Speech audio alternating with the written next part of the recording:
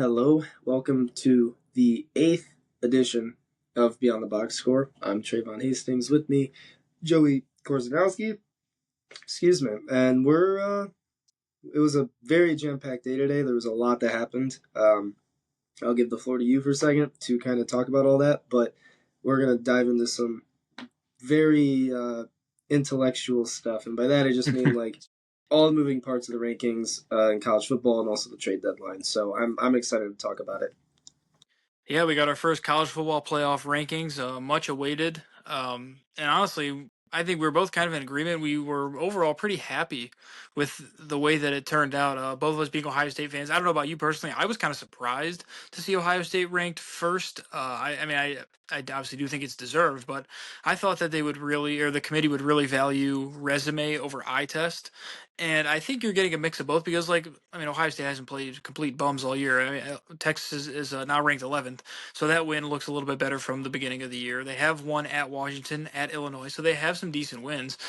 But overall, I mean, they clearly valued the head-to-head matchups. Obviously, Texas being over Oklahoma, Bama being over Georgia, and I really wouldn't disagree with much of this. They have Georgia over Ole Miss. I mean, you can really nitpick towards kind of the bottom, I think. We were kind of talking before we started recording. We don't really think Tennessee should be ranked. The Big Ten's getting a lot of love in the bottom of the rankings. However, I do think that Memphis should be ranked. I would probably put Memphis over Tennessee. I think that's really my one main change would be to get a group of five team in there because, I mean, one, is just kind of silly to be rewarding three lost Tennessee over likely the top group of five teams. So yeah, what do you think about Ohio State? Do you think they should have been first?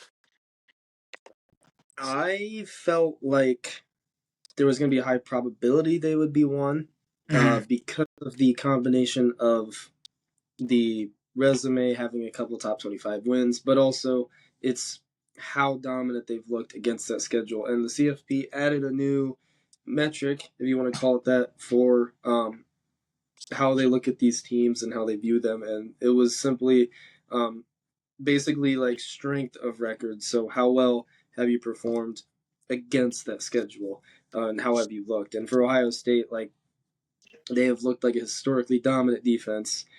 They've routed every team that they have played, so it made sense to have them at one. I think for Indiana, it's a lot of similar points, um, but Ohio State, frankly, like just looking at it from like a week to week, they probably have a better resume than Indiana still.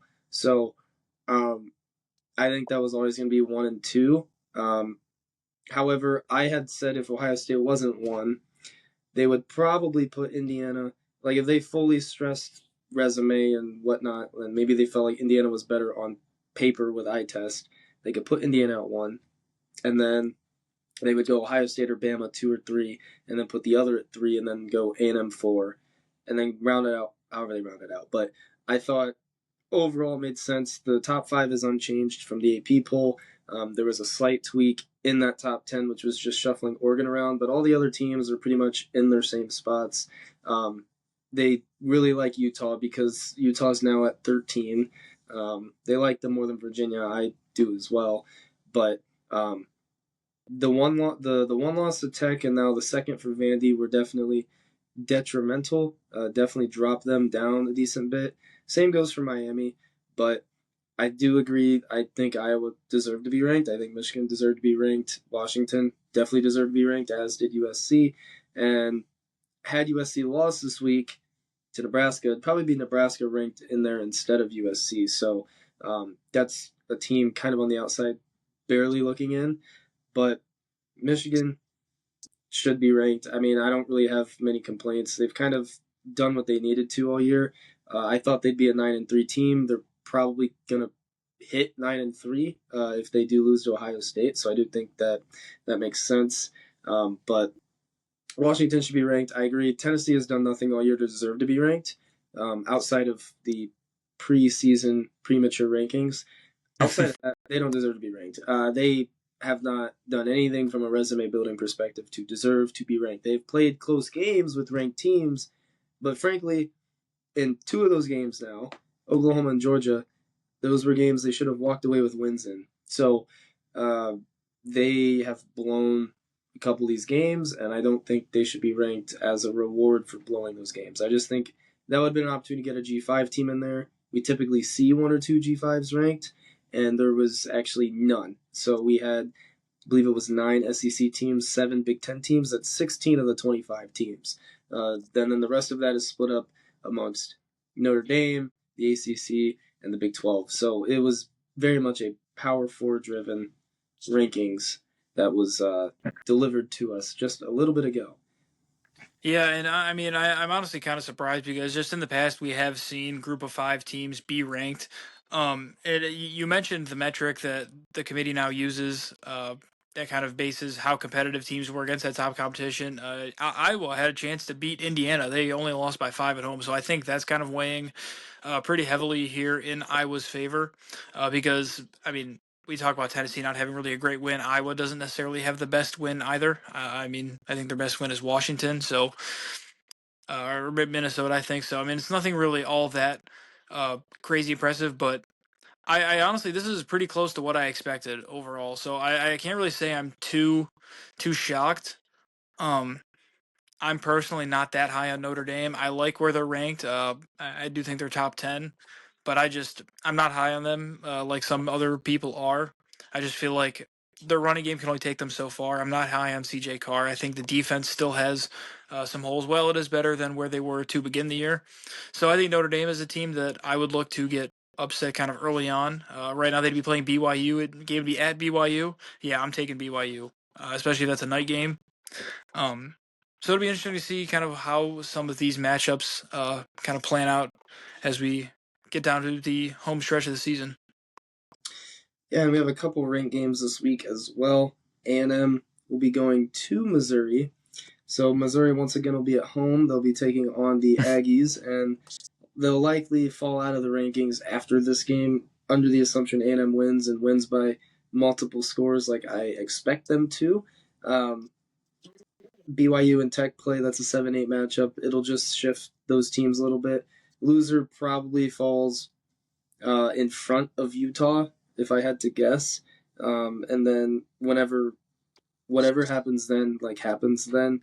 Obviously, BYU and Utah, I think, have to play at the end of the year at some point because that's a rivalry that those two schools are pretty passionate about. They actually don't play, or they already did.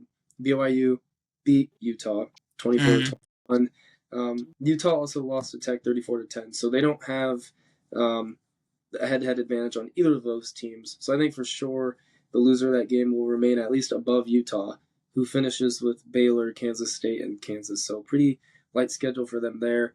The Big 12 championship will likely come down now to, I would say, presumably BYU. There is a chance they'd lose a couple down the stretch, but Texas Tech, Cincinnati, both sitting there at 5-1 in conference play. Houston, 4-2.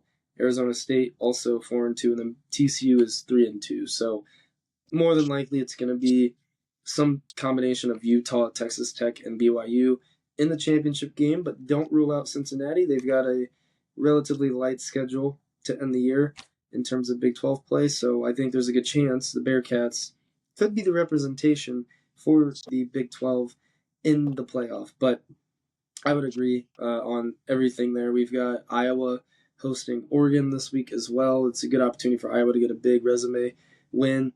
And for Oregon, they can, kind of try to solidify themselves in that top 10 with this win now being a ranked win if they were to pull away with that.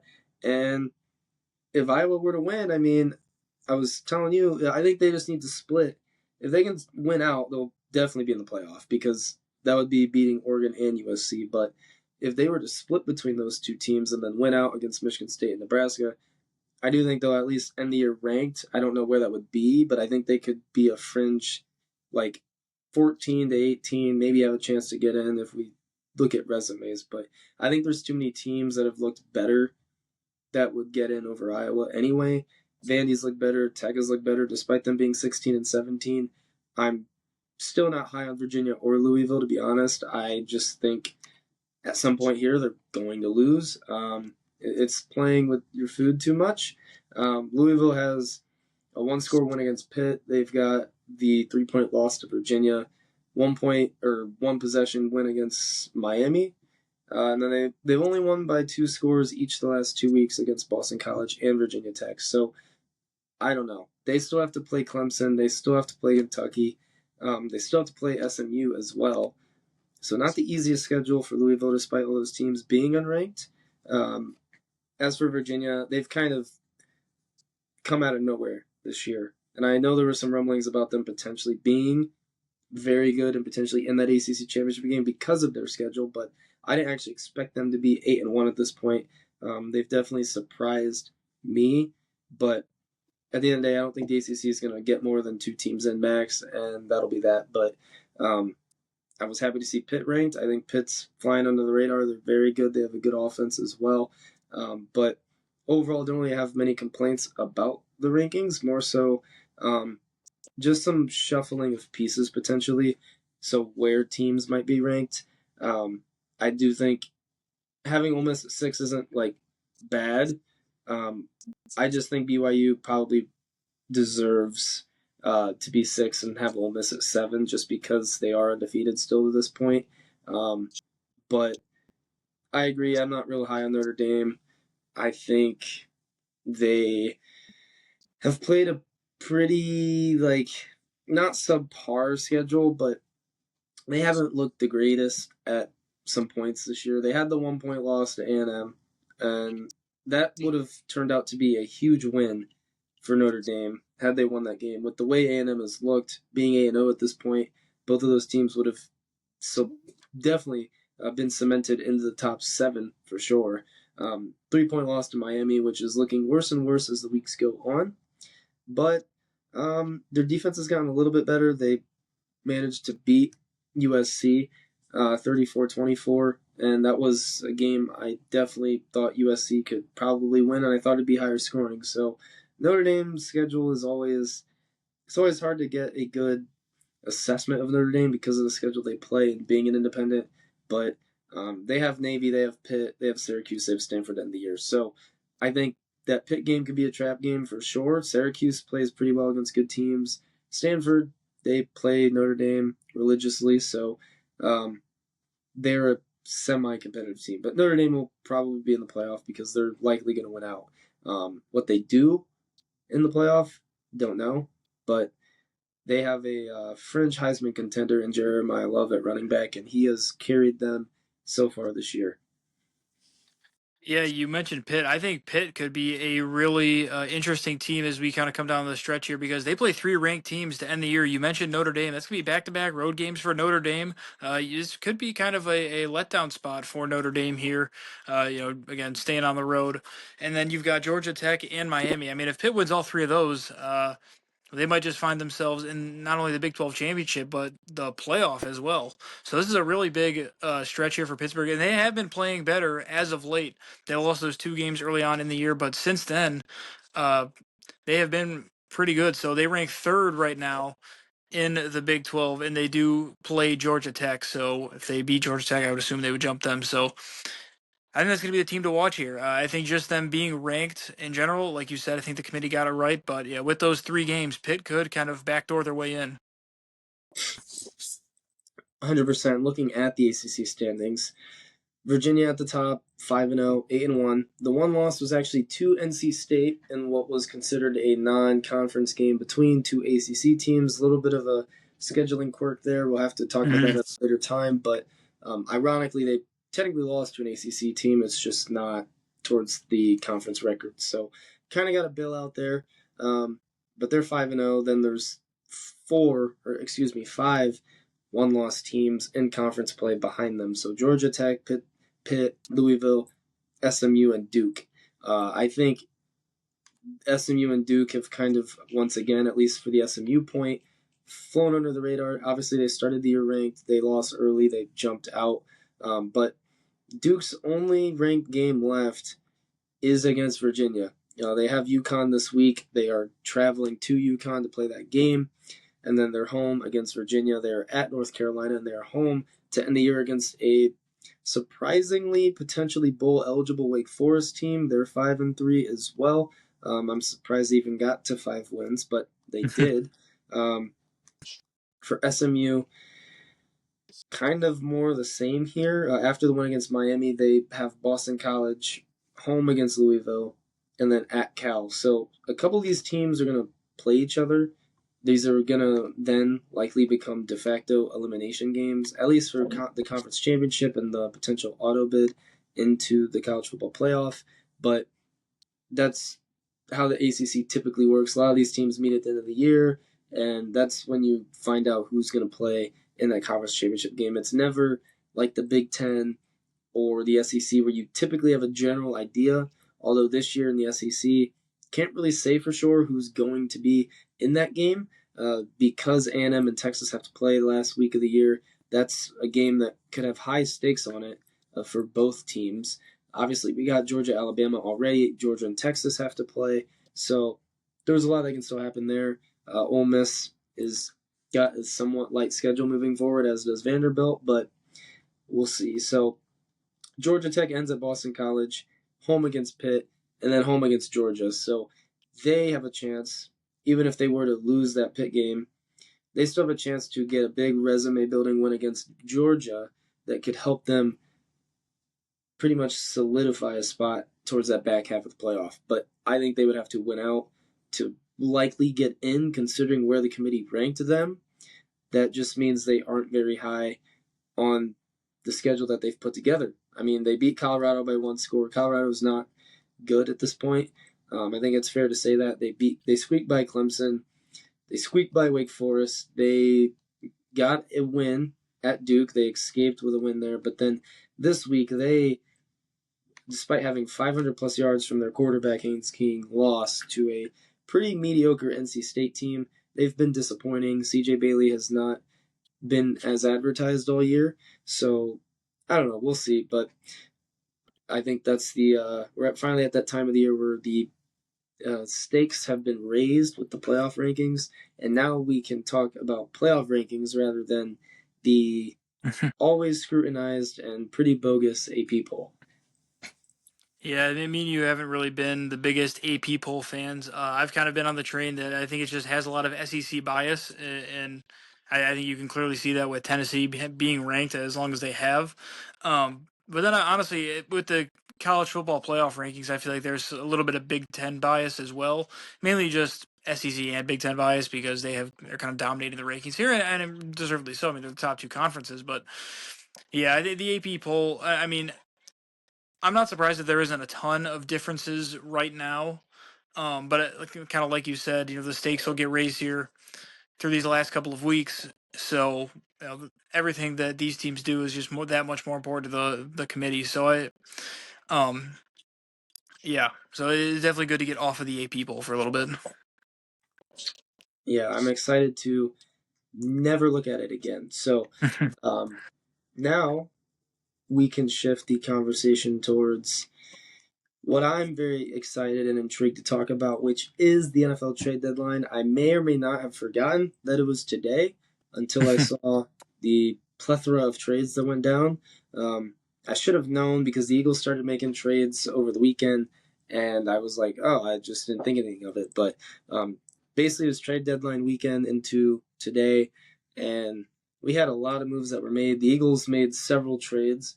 They got Michael Carter from the Jets at corner. They got Jair Alexander at corner from the Ravens. They also went and got Jalen Phillips, very underrated edge rusher with the Dolphins. And if he is healthy, that is a great deal for the Eagles. And then we had some other bigger moves getting made. Jerry Jones, man, I have a lot of judgment and poor things to say about him as a general manager, not so much from the owner perspective, but from the front office making moves side of things. But boy, did Jerry Jones have a day today. I thought what he did with the Cowboys and their future was huge. I thought it was significant, and I think it could help them moving forward, pivoting off of Micah Parsons the way that they did. Yeah, I mean, you heard from Jerry Jones last night. He said that the Cowboys were going to be buyers. He said he had moves in place. I didn't necessarily think that they would attack the D line necessarily. I mean, they traded for Kenneth Grant, which is a really good piece, and now getting the pieces back now. It's just interesting because the problem with their defense is the secondary. I mean, you saw Jacoby Brissett last night throw all over them. Marvin Harrison was open on almost every play. So I don't necessarily know if they fix a lot of their problems. And the Cowboys' offense didn't look as good as we're accustomed to seeing last night. Have to give a lot of credit to the Cardinals' defense. I think they're one of the better units in the league. They haven't necessarily gotten a lot of the credit they deserve because of some of these wacky games that the Cardinals have been in. But I do like that Jerry was active. I don't know how much this moves the needle for this Cowboys team because I still don't think they really addressed any big needs. Yes, and I would say I understand his logic. He had this big gripe on the Cowboys needing to stop the run last few years, so he pivots off of an elite, in my opinion, slightly overrated edge rusher in Micah Parsons to then get a usually consensus All Pro or Pro Bowl caliber defensive tackle in Kenny Clark. But in that trade, he also got a first round pick. So I just think the combination of Quinn Williams with Kenny Clark and a first round pick, when realistically, you basically just traded out Micah Parsons in a second rounder and I think Mozzie Smith as well. Overall, I thought it was a good day for the Cowboys. They were able to pivot, maneuver things a little bit. Good general managing from the Cowboys, which they don't do very much of at this point. And they also, by moving Micah Parsons the way they did and having the cap space now free, they have basically a free $70 million it would not have had prior. So I think that all in all, despite the Cowboys being 3-5-1, I don't think all is lost for them. They have been in pretty much every game. They've just been on the losing side of a lot of games.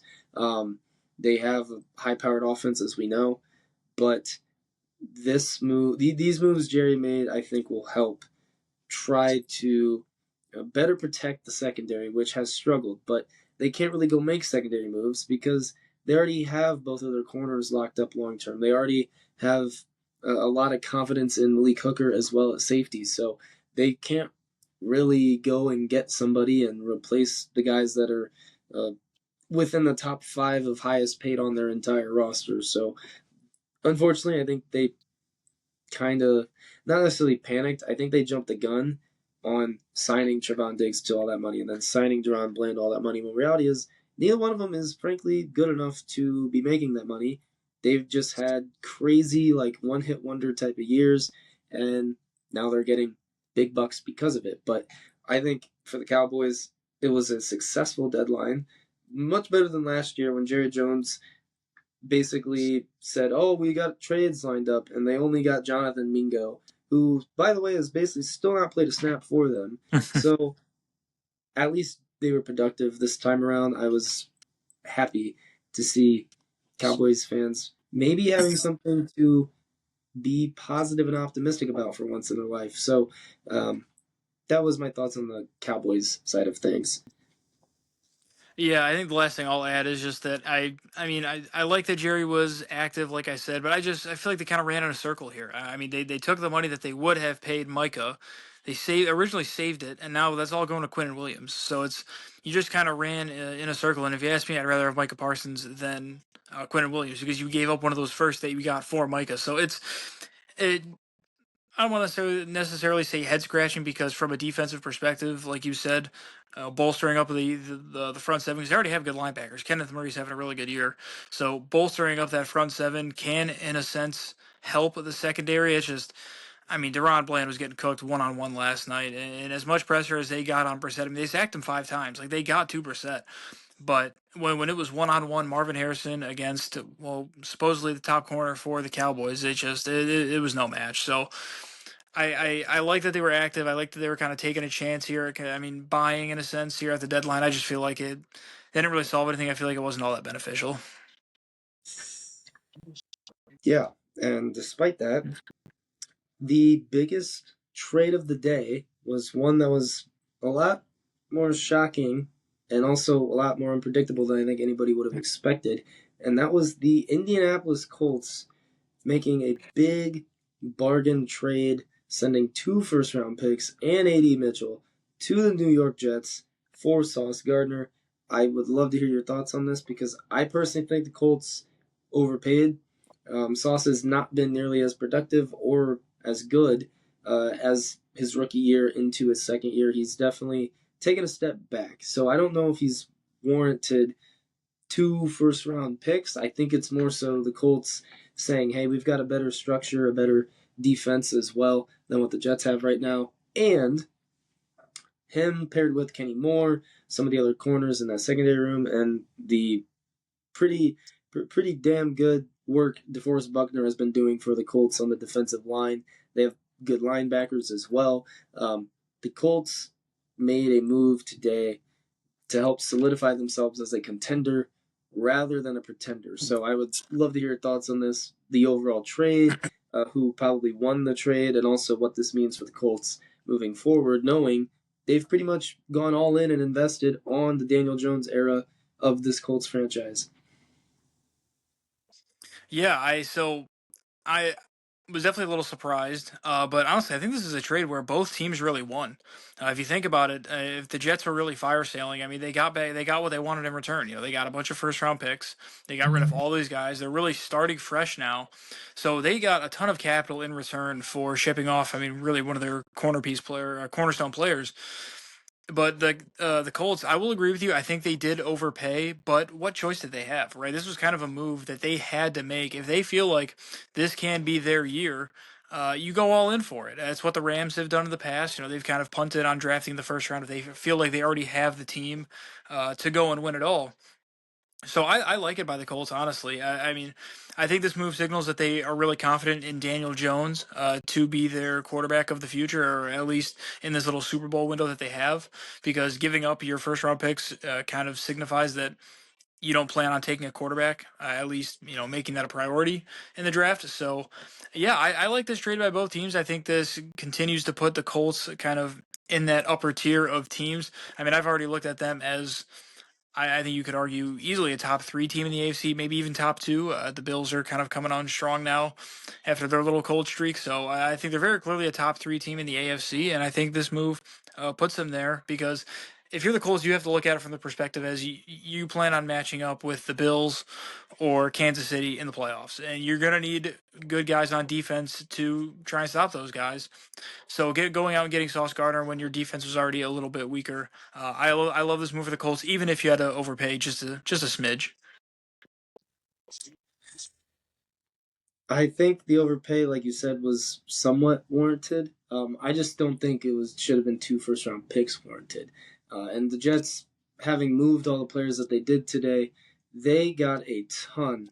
They got a huge Mm-hmm. draft all now for the next 2 years. It's basically an OKC Thunder version of what you could do in the NFL with all those draft picks. So either the Jets are going to move up and they're going to go get a quarterback, or they're going to try to remain with and remain tied to Justin Fields for at least one more year because he does have a 2 year deal, and then they could do the same in 2027. But this also means they could just draft a ton of very high quality players and develop those players. The Eagles, for example, have had 3 late first-round picks in recent years, and a few of those guys to name were like the Quinyon Mitchells of the world, and so on and so forth. So it really comes down to your ability to draft and develop, and adding on to that scouting prior. But I think this is a huge deal for both teams. I think for the Jets, this actually sets them in the direction, or in a direction, frankly, because they weren't really in a direction, but I think this sets them in a direction that they now can fully tap into. They weren't able to trade all of the guys that they shopped. They were looking at trading Jermaine Johnson. They wanted at least a second-round pick. They were looking to trade Brees Hall. They were wanting a third-round pick. The Kansas City Chiefs actually offered a fourth-rounder for Brees Hall, so we almost got Brees Hall in that Chiefs offense with those guys, with Rashee Rice healthy, Worthy, Hollywood Brown, Travis Kelce. It would have made the Chiefs that much harder to defeat at some point in the postseason. But I agree, this is a move that sets them up to try and tailor and defend what the Bills have to offer and what the Chiefs have to offer. And personally, I just think the secondary itself is more suited to try and defeat Kansas City because the Bills don't really have number one receiver that's going to scare you on a week to week basis. So I think the Colts could honestly do some damage against the Bills. The Chiefs, that's a much tougher task. But those weren't the only trades. We had some other ones as well. I know you're really high on this Jacoby Myers trade to the Jaguars, so I'd like to get your thoughts on that trade. I'm very high on Jacoby Myers. I have been for a few years, but now I think we finally get to see him in a somewhat competitive situation because he was on the Patriots pre Drake May, and then he was also on a pretty bad Raiders team. Yeah, so I'm looking at this ESPN article right here on, kind of recapping the trade deadline day. Ben Solak of ESPN, and he has the trade deadline winner, Jacoby Myers. Awesome. He said Jacoby Myers requested trade in the offseason. He finally gets his wish granted. I gets to go to a team with a winning record, better than the Raiders. Good. Winner, right? Well, he also has him as the deadline loser, and I don't necessarily understand this. So he's arguing that yeah, this move is good for Jacoby Myers in the short term because what happens when Brian Thomas gets healthy, Diami Brown comes back, and Travis Hunter get healthy? Well, there's not really a ton of room for Jacoby Myers, but I will argue my counterpoint is that I think this Travis Hunter injury might be a little bit more severe than we want to think. Because if you're going out and getting a move, or making a move to go and get a player of this caliber, you're going to use them. And he mentions that the Jaguars' passing attack hasn't necessarily gotten going. Trevor Lawrence on under 60% completion percentage, but there have been 19 drops by the Jaguars throughout the season, and Jacoby Myers only has 4 drops over the last 3 seasons. So that's across about 283 targets. So a sure-handed receiver like this, I think, will earn a little bit of favoritism from Trevor Lawrence, and who knows, maybe they can develop a little bit of a chemistry, and he can really become a long-term piece in this passing offense. But like you said, you hit it on the head. I'm a big fan of Jacoby Myers. I do think he is a talented receiver. I mean, he had over 1,000 yards last year, and that was with Gardner Minshew and Aiden O'Connell at quarterback. I think a little bit of Desmond Ritter as well. So, I mean, a couple of different quarterbacks, and he still found a way to 1,000 yards. So, I do think this was a really good trade for the Jaguars. Ton of value here. I love it. I think Jacoby Myers is going to be a plug and play type of guy. I like that trade, but there's actually one I like more that's probably slept. It's probably slept on. This is also a guy that's honestly under the radar. He's known for one particular thing, but he's kind of developed into a more all-around receiver this year, and that is the Seahawks getting Rashid Shaheed from the Saints. And I'll tell you what, trying to defend Jackson Smith and Jigba with a healthy Cooper Kupp, and now you add in Rashid Shaheed and the occasional production that they get from Torrey Horton.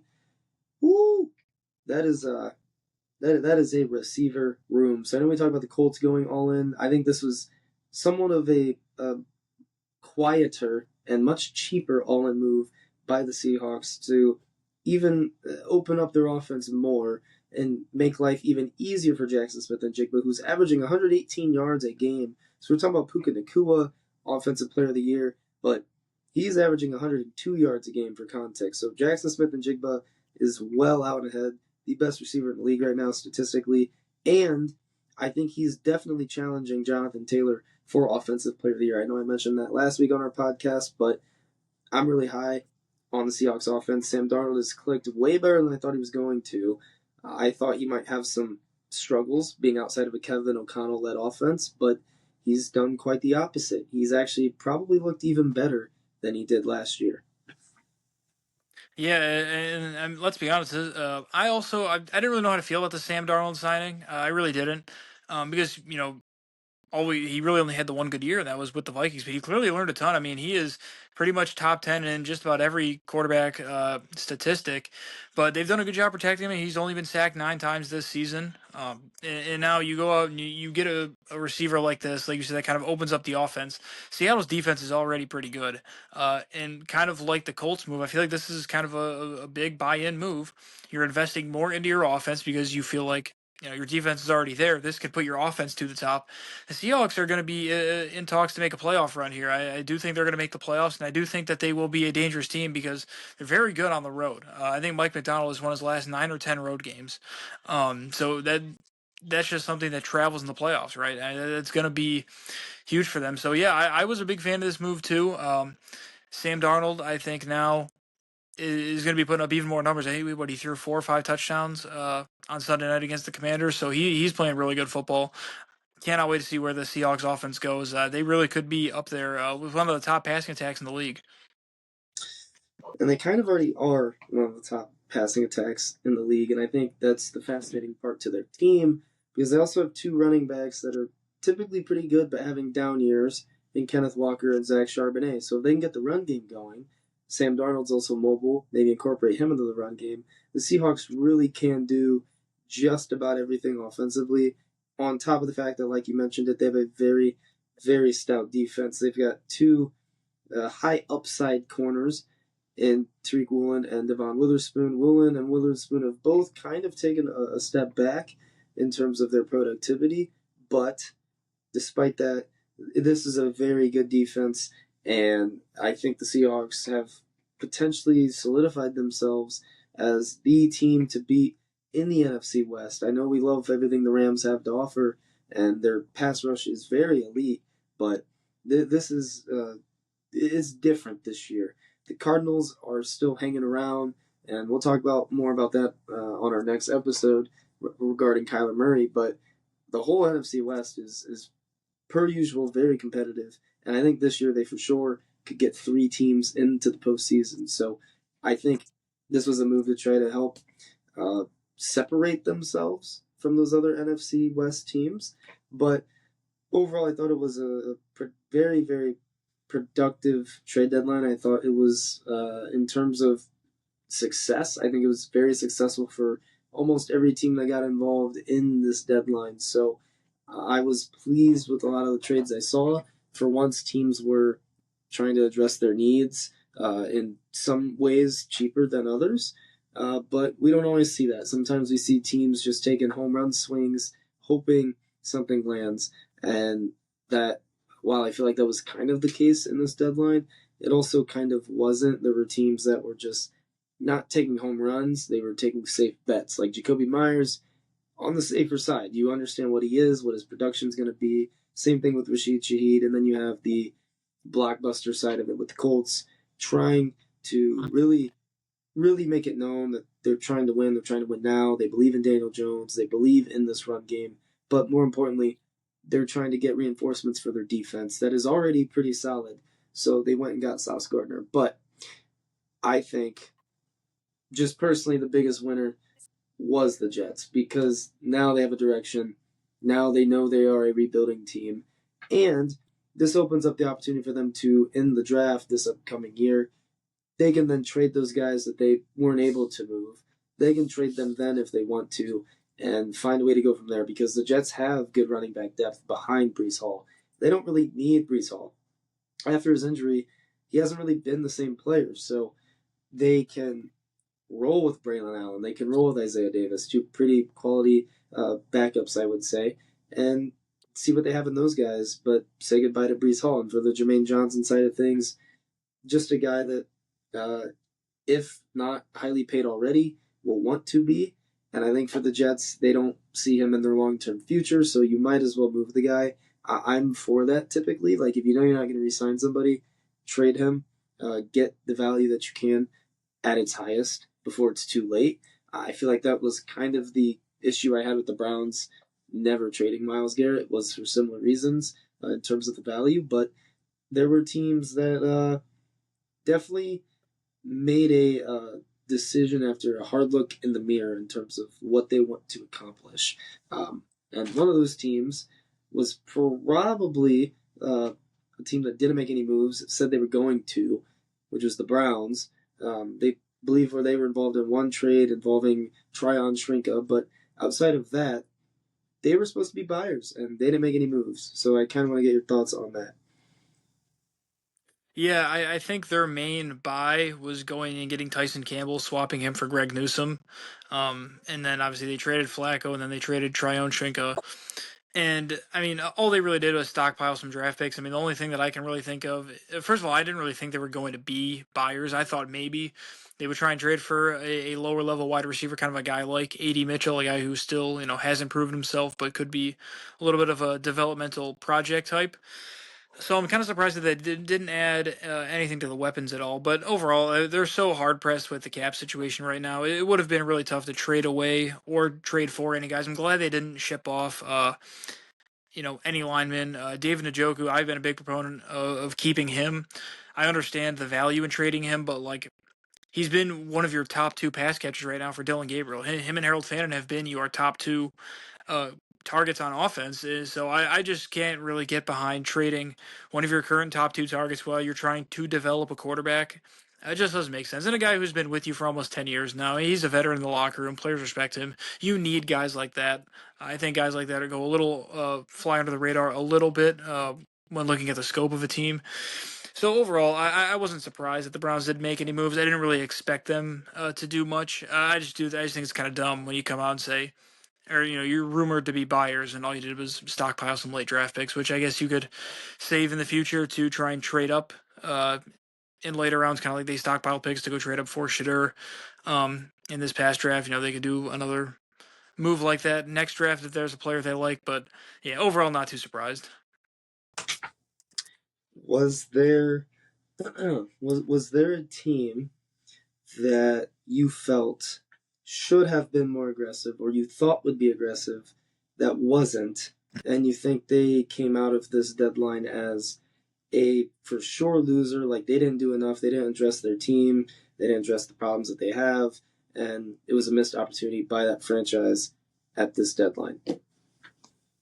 I think if anything, I would probably say the Cowboys. To be honest, I know they had a good an active trade deadline, but kind of as I talked about, I just feel like they didn't really add anything. I feel like they just didn't really get better. They kind of went in a circle. I mean, other than that, in terms of teams that were really looking to make a move, I mean, the Colts really were kind of on my radar to be active because they were rumored to have active trade deadlines, and of course we saw that. Um, Surprised the Eagles weren't involved a little more with some of the bigger name guys. I mean, I guess they don't really need to be, because they already have, uh, you know, their key guys, just some small depth moves. Um, I think that's really about it, though.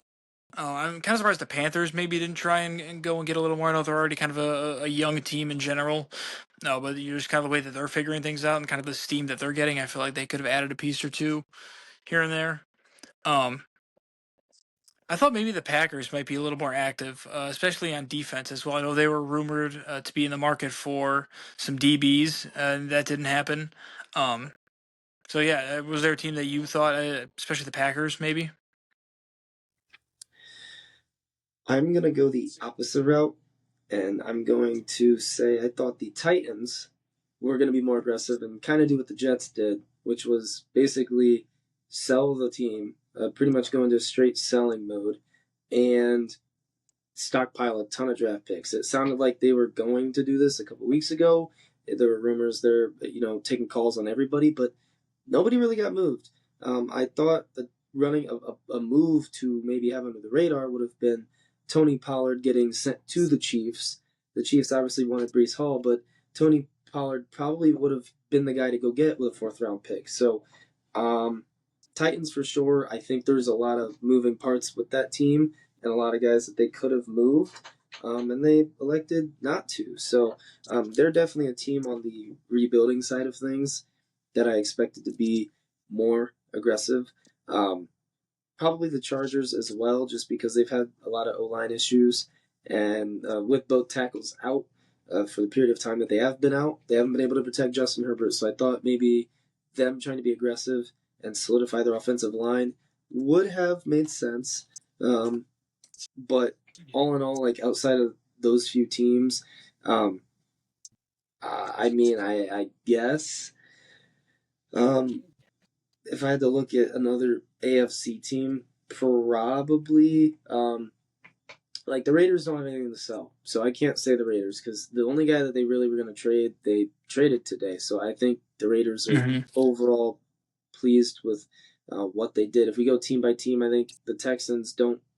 They're in a position where they can't really address any of their needs how they would like to. So the Texans aren't really an option either. We already highlighted the Jags. I think they're in a good position right now, as well as the Colts. I think they're in a very good position after this deadline. But the Chargers, the Broncos don't really need to make any moves. I thought they would try to get active and get a receiver, though, and they didn't do that. I think Shaheed would have been a good fit for them. I think Jacoby Myers would have been a good fit for them. So they weren't able to secure a receiver to open up their offense a little bit more as well.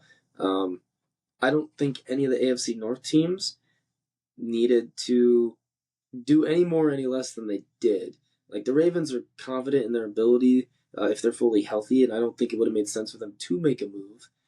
As for the Steelers, it's kind of the opposite, but kind of not. Like they're another team. I think a receiver would have made sense to pair alongside DK.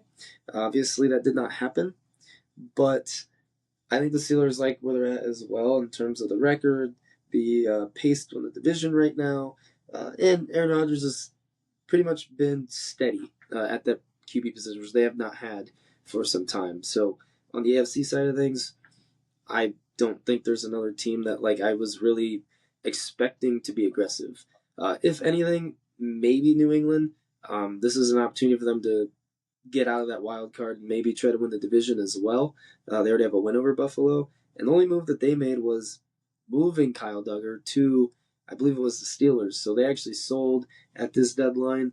I thought there'd be a way they could maybe go get a running back, figure out what's wrong in that position room. They did not do that. I didn't really expect them to be overly aggressive because they just spent all that money in the offseason. So their team makeup has been very good. But for the NFC, a little bit different. There's a couple like tweener teams that I think could have made sense in terms of buying or selling to, like I said, for the Jets, build a direction. So teams like the Falcons, they didn't really do anything. We have all this praise for them. We expect them to be very good. But once again, they're pretty much hovering around mediocre, like 500 land. So the Falcons probably could have got aggressive. They chose not to. Um, and it's not that they necessarily needed to, but I think it would have made sense for them, especially in such a weak division. I think the only team that they have to chase is Tampa Bay.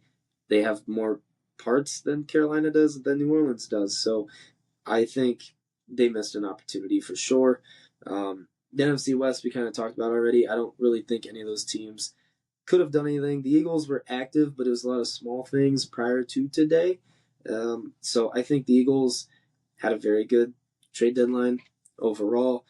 Giants can't really do much right now. Cowboys were very active, as you mentioned, but overall, I think the deadline is kind of what it lived up to be. But I do think there were a few teams like the Titans and the Falcons and the Chargers, and like you mentioned, with a few of those teams as well, that should have been a little more active. Even the Chiefs, they didn't really make any moves. They just needed to get a running back, and they didn't do that. So some questionable moves from a few teams, but overall, I think the deadline is what it lived up to.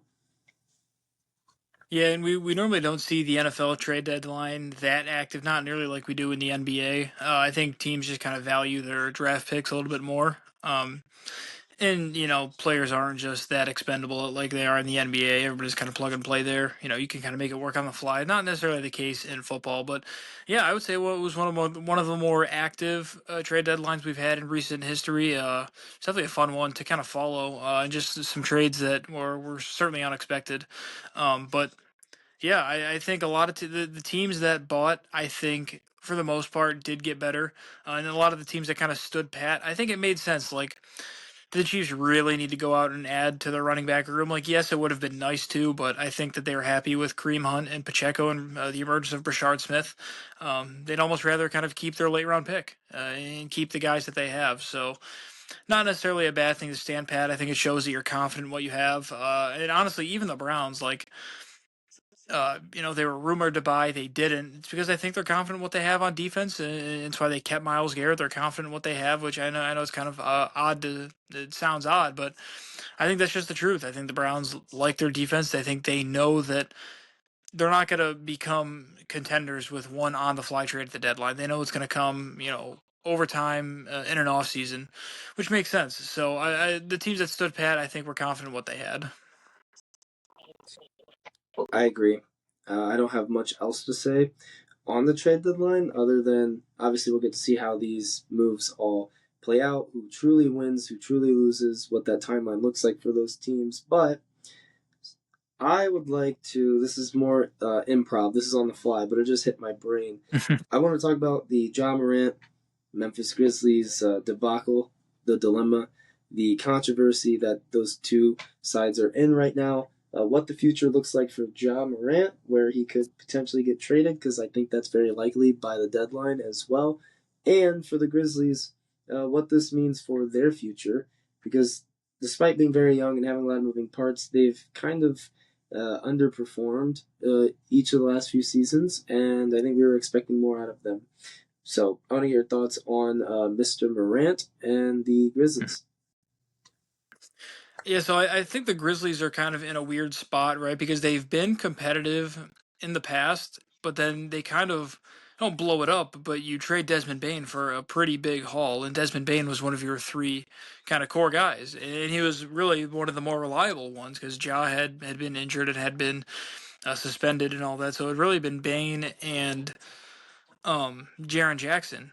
But I think they looked at Bain as the one that was easier to get rid of, and I think that they thought Ja had a higher ceiling, which is certainly true. So this whole Ja Morant thing is just really interesting. I mean, it's a lot of it just kind of makes you think like why get involved with a lot of this stuff? Like why have these off the court issues? He's so good when he's on the court. Like he just makes this team so much better. He adds so much to their offense, and you know you're in the NBA and you kind of can't stay on the court. It's just because of all these controllable off the field issue or off the court issues.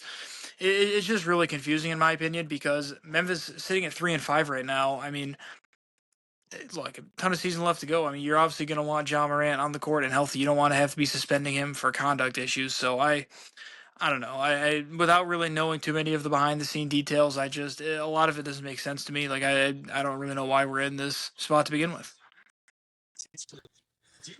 He seems to dislike the coaching now in terms of like what the rotations are, how things are done with a European style coach. Obviously, he believes more in shorter stints, but like more intense in game rather than longer stints. Potentially fatigue gets to factor in. So it's more about keeping your players healthy, but when they're out there, they're working their tail off for that period of time. And then when it's time for them to come out, they come out. But the whole Ja Morant thing, I feel like it's been building up to this for a few years. I personally think he is solely talked about in the light that he is because of what we call aura and his brand, what he's made out to be by the media. When reality is, I just think he probably, like, if I told you to name, we'll do this. If I told you to name the top 10 point guards in the NBA right now, who is on the list? Top 10, uh, off the top of my head, over Ja Morant Yes. Well, we'll do because how I many think Ja guards? when healthy, I think Ja Morant is absolutely. I mean, he might even be in the top five. But all right, I would have to go Steph. I would probably go Shea, of course, Luca. So that's three right there. Cade Um, see, then it really gets tough. I mean, I really like the way Tyrese Maxey's playing this year. He's been Cade, hooping. He's averaging over like 33 points per game. yeah. What'd you say? I said Yeah, Cade Cunningham for sure. yeah. Over Ja. I mean, Cade's good. I think he does. He's more of a true point guard facilitator than Ja is. Ja's a little more. I feel like Ja's kind of like Anthony Edwards. Like he's fun. He's explosive. He does a lot for your team. A great scorer. But yeah, I would agree. I think Cade does a little more. I think he facilitates a little more, runs the offense a bit more effectively than Ja Morant could. Would you take Trey Young over Ja Morant? Trey, I honestly, I feel was like the Trey Young discourse is kind of like Jalen Hurts discourse. It's really tough to have because not necessarily that Trey Young is the winner that Jalen Hurts is, but they're both good in their own right. But I feel like they're not that well liked among fans, and I'm honestly kind of surprised about Trey Young because I do think he is pretty good. I think he could be a little more efficient. I probably wouldn't take him over Ja though. Tyrese Halliburton. I mean, as of the last 2 years, yeah, I'm taking Halliburton over Ja. Now I this, mean, see, again, I feel like it's kind of the same. I feel like it's kind of the similar argument you have for Cade, right? Like I feel like Halliburton can run more of the offense better, more of a team player, more of a contributes more to winning than Ja Morant would. yeah. So we're kind of at that point. Here's another one. He's not even playing this year because he's hurt. But Damian Lillard. No, he's kind of a liability on defense. I probably wouldn't. I probably wouldn't take Dame over Ja. No, I think Ja gives you more on defense. What about Kyrie? Now that's in that. Now that's interesting. I feel like you're kind of splitting hairs here, but Kyrie's more efficient on offense, is he not? I think he's a little bit more of a 50 polished 40 90 scorer. guy. Yeah, 50 Yeah, 40 so 90 guy. I probably would take healthy Kyrie. I probably would, to be honest. Now this is when it gets Like interesting. Ja Morant, like You're good. I good. was just saying this is when it gets interesting because I was gonna say like after that, okay, I can confidently say at least out of all the guys I named and the ones you named, like that was like 5 to 10 guys right there. But Yeah, then you have the class of Darius Garland, De'Aaron Fox, Ja Morant. Who are you taking? Who are you not taking? Like if it was a start bench cut, I personally I personally am taking De'Aaron Fox over John Morant.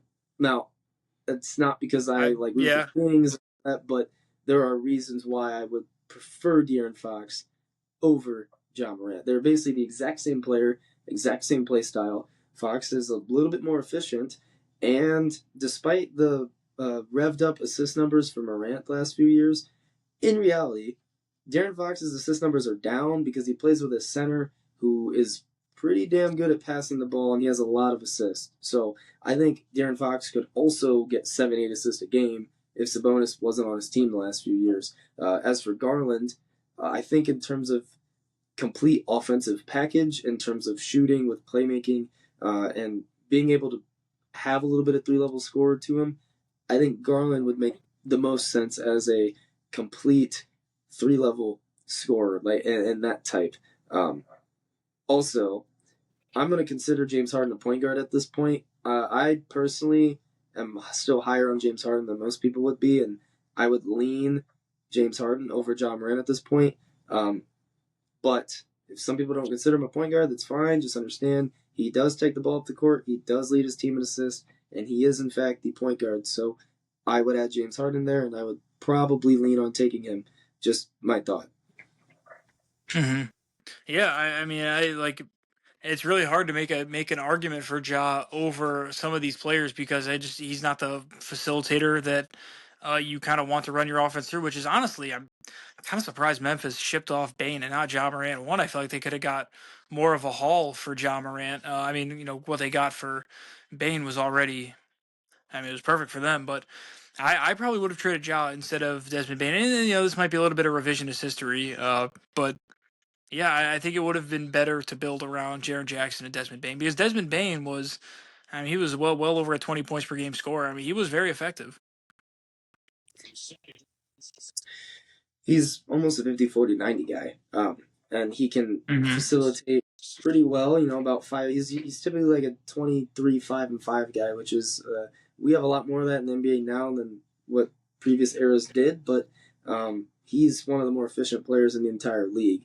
Um, I even say guys like Jamal Murray, who would also warrant discussion just because he's a playoff killer, and he gets you through the regular season, but he turns it on when it matters most in the playoffs. I think Jamal Murray would warrant hmm a little bit of a discussion in there as well. Point guard's arguably the deepest position in the league outside of maybe center and at times center, and then also like that shooting guard, small forward range. But um, I guess the point in having the conversation was just to highlight and point out the fact that like someone might on paper, if you ask it randomly, they say, yeah, Ja's a top 10 point guard. But when you start listing off all the names, the reality is he might not be. Um, and that's the part about it. Like you have to take everything into consideration. So the off court, the personal issues, the missed games as well. Part of why I've said for sure De'Aaron Fox over Ja Morant, despite their numbers being pretty much similar. Um, De'Aaron Fox has been able to play like 40 to 60 games, almost 80 games more than Ja Morant since 2021, 2022, when we finally got Ja at that peak, that 28 points per game, and that was De'Aaron Fox pretty much entering the state of elite that he's in right now. And from that point on, Fox's numbers have gone up and Morant's have gone down. And there's a lot of reasons for that. But Ja Morant has not played the style of basketball we saw him play the first few years in the league. He was very downhill. He was very Derrick Rose like when you watched him play. Young Russell Westbrook as well, a little bit of John Wall in there. But as time's gone on, as things have happened, he seems a little bit more reluctant to put pressure on the rim. He doesn't do it nearly as much. I think his rookie year he was doing it at like a 42% clip. Now it's a 28% clip. A big difference for a guy like that who isn't a great shooter, but still relies on shooting the basketball. So we also forgot Jalen Brunson. I forgot. It just hit my mind. We did forget. Yeah. I so deeply apologize, Jalen Brunson, but we did forget about him. So it just adds another name that I think warrants being ahead of Ja Morant. Because what has Ja Morant proven in terms of consistency to be a top 10 point guard? I think there are many other guys that we listed who would for sure be top 10 point guards. And ironically, the Kings are going to monitor this Ja Morant situation, which I am totally against as a Kings fan. Just throw this out here. They should rebuild. They should trade all of their players if they can and focus on the youth. But they're not going to. So they're going to pivot off De'Aaron Fox to go get Zach LaVine. And then with the little draft capital they did get from that trade, they're going to then go get what is, in my opinion, a worse version of De'Aaron Fox. Maybe from the upside, he will be better. But in terms of actual productivity and consistency and games played, that is a worse version of De'Aaron Fox. So I don't really see that being a match made in heaven. I don't think it makes sense. And personally, I just think this will be probably the last year that we see Ja Morant in a Grizzlies uniform. So I guess what I would ask as a counter to the whole Kings thing is where would you see him being a good fit? For what organizations would Ja Morant actually make sense for? I have a few ideas, but I want to hear yours first. I feel like first of all, trading for Ja Morant, you'd have to be giving up a decent amount, and I think it's a pretty big gamble, to be honest. So I was trying to think what team would be, I don't want to say willing to put up with Ja Morant, but what team would be willing to kind of take all of that on in order to kind of get to the top. I mean, just kind of looking up and down the standings. I mean, honestly, Ja Morant kind of seems like it would be like a Suns move, although I don't think the Suns would make that deal. Um, I feel like the Lakers, if they didn't have Luca, I mean that would might have been a destination. Yeah, I mean I really don't see many teams. You already kind of mentioned how deep the point guard position is. Is there really much of a need for some of these teams? To kind of have. Oh yeah, the Hornets. I feel like that would be a very Ja Morant destination. What about you? What do you think? You said you had some teams in mind. I do. Ja Morant is instantly giving like Miami Heat fixable project. So the Miami Heat sit and they wait on these stars every year. They don't get anybody. And then here comes this with Ja Morant. And we know the Heat want Giannis. We know the Heat wanted Kevin Durant. We know the Heat wanted Damian Lillard. But this Mm-hmm. would be one that they could probably get at a cheaper price. And by cheaper, I mean there not being a market for Ja Morant because there will not be. not in the way that the Grizzlies are expecting one. And then the Heat can swoop in, get Ja, they can get him under their system, and all will be well. He'll lock in. He'll not have any of those off the court issues, except for the fact that he's in Miami. But I think the Heat, personally, for me, would make a lot of sense for Ja Morant. There's obviously a few teams who lack any sort of guard play, like the Bucks could definitely use Ja Morant. What are they going to trade for him? I don't know, but if they wanted to keep Giannis around, they would find a way to get Ja Morant. I think the Bucks, in terms of fit or need, Ja Morant would make sense. I don't think the Grizzlies will trade him to a Western Conference team, so I'm not even going to waste my time mentioning most of the Western Conference teams. Obviously, the Kings were mentioned, but there really isn't a lot of, as we kind of said, there's a lot of point guards already in place with certain teams. I think Ja Morant would also give off L.A. Clipper. Obviously, they have James Harden, so it probably won't happen, but I could see it being a I very don't think he meets Clippers. the age. I don't think he meets the age threshold needed to be on the old Clippers team. He doesn't meet that either. That is true because that is a very old team. Yeah. The only other one maybe that would make sense. I know they just drafted Jeremiah Fears, but that could be an asset the Pelicans use to go get Ja Morant, and they try to live out some Ja Morant Zion like high flying magic for however long those two remain in with their current teams. So there was maybe a few, like very very few, but ironically, like in terms of money and like what they could move and both teams be competitive in the time being, like the Kings ironically makes sense. The Grizzlies could use a high level scorer like Zach LaVine. They could use a very consistent guy like DeMar DeRozan out on the perimeter as well. And I think, unfortunately, as a Kings fan, it makes a lot of sense. I think the Kings have a good fit to try and get Zion too, but that's a whole nother conversation. So, unfortunately, Ja might be stuck in Memphis, and for reasons that some reasons that are his fault, some reasons that maybe aren't, but I think this is kind of self-inflicted in terms of his market and what it will be, why he's in this situation with the Grizzlies right now, and I don't know. We'll see what happens, but I'm not surprised. Every year now in the NBA, it seems like we have a lot of high stakes uh, trades that could happen for very elite players because it is the players' era. They understand their leverage that they have, and credit to them. They use it now, and all that's very much a credit to LeBron with the whole decision thing. But um, I don't know what it looks like for the Grizzlies and Ja Morant at this point. Like we both kind of agree, it doesn't really seem like there's much of a market, and some teams aren't going to value him as a top 10 point guard, while there might be others that do because they need that style. So I'm not too sure on what the Grizzlies will do, but yeah. Yeah, and I think what might kind of be a problem for them in wanting to move Ja Morant is that their asking price is probably way higher than what a lot of teams are willing to give up.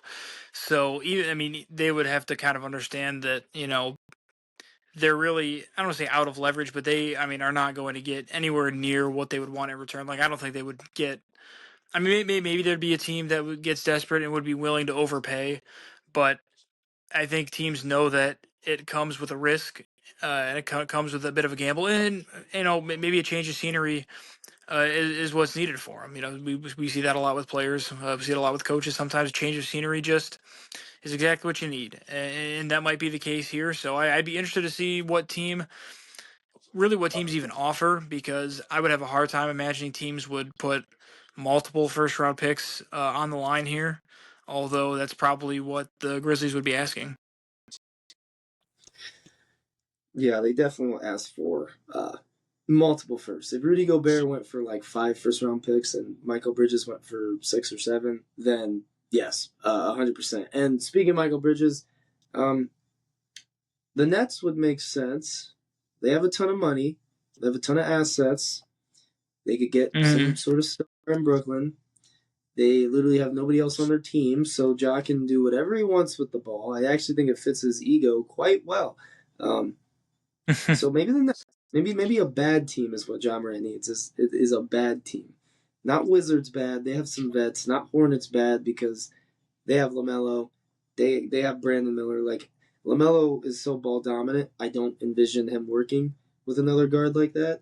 Um, but hey, you never know. So that's all I have. Um, Overall, if there's anything else you have left to say, the floor is yours. But overall, there was a lot that happened today, and we'll also have a 2 episode week this week. So, floor is yours. Yeah, we'll be back at it next week with plenty more to talk about. Hopefully, the more we kind of dissect some of these trade deadline moves and some of college football playoff rankings, we can kind of keep the content coming. We'll definitely like to get more college basketball, some NBA stuff out as well. Yeah, college basketball back. Forgot to mention that. We'll actually be doing 2 episodes this week, so that'll get posted Thursday or Friday. This one will be up by the time you see this. It'll be Wednesday at some point. So we recorded this on Tuesday night, but there's just so much stuff to talk about this week. I feel like it was needed. So if you have reached this point in the episode, I'll give a quick preview for the Thursday/Friday episode. We're going to look at a lot of different things. We're going to look at, is Joe Burrow overrated? Is Kyler Murray overrated? Personally, right now, I think they both are, but based on what their teams are doing without them. We're going to look at Ohio State. Do they have the top 5 players or 5 of the top 10 players in the entire country on their team right now? We're going to take a look at the tush-push dilemma because, fun fact, Jalen Hurts doesn't even have the most tush-push touchdowns this year. Josh Allen does. So we'll discuss that as well. There's a few other topics as well that we will take the time to look at, but we'll eventually start transitioning into basketball as football winds down. We also will talk about the classic that we got in the World Series. Unfortunately, the Blue Jays fell to the Dodgers. They couldn't get it done after we sat here on last week's episode and said we think Toronto is going to win the series, and they had chances in both games, Game 6 and Game 7, and they blew it. So we will discuss that as well, but outside of that, that will conclude today's episode of Beyond the Box Score, episode number 8. I want to thank everybody for listening. If they've gotten to this point, have a safe night, have a safe day heading into when you see this, as well as safe weekend. But outside of that, stay healthy, stay blessed, and that'll be a wrap from us. So thank you guys for tuning in. Like, subscribe, share, comment, do whatever it is you do on whatever platform you're watching this, and go from there. But outside of that, that'll be all. Thank you, everybody, for listening.